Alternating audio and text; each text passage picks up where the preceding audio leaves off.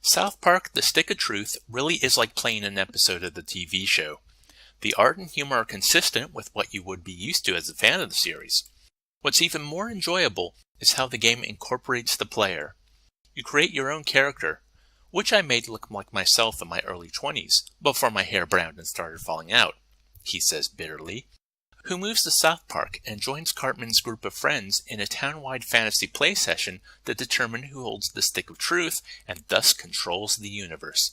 Stakes are high. 2 days ago, we took the stick back from the elves.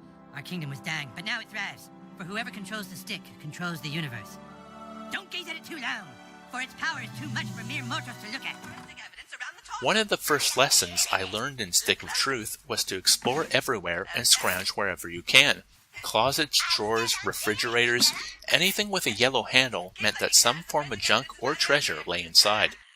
Now, the only use I had for the copious amounts of junk I collected was to sell it for massive profit. But I would not be surprised if there is some sort of crafting system that rears its head an hour or two further in. It seems like that type of RPG.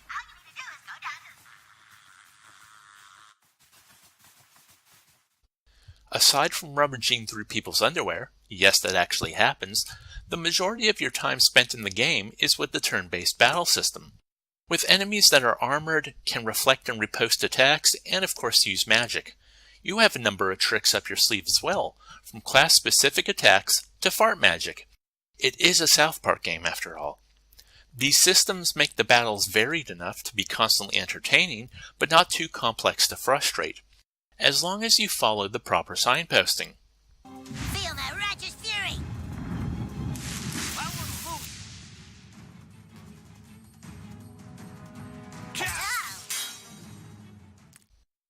My first quest after meeting Cartman and defending his stronghold against the elves was to go find Craig, Token, and Tweak.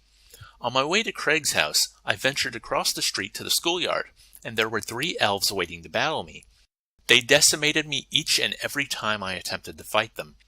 Having just gone through the battle tutorials, I was confused as to whether or not I had absorbed the correct information about how the battle system works.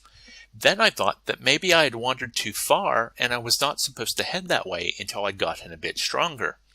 This thought was confirmed by having no difficulty with any other battle after that point, and then when I returned to the school later, I wiped the floor with those 3. It was quite satisfying. Feel my wrath! You can got pwned.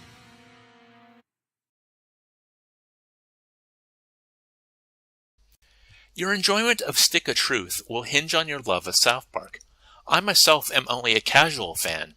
I find some episodes very amusing, but I've never been able to work my way through an entire season. As such, I could see the draw for series fans, especially since there's a solid game underneath the guise of playing an episode of the show. That was fucking awesome! Oh, okay, good job, Sir Douchebag. That was sweet. Thanks, Princess Kenny. That's all for now.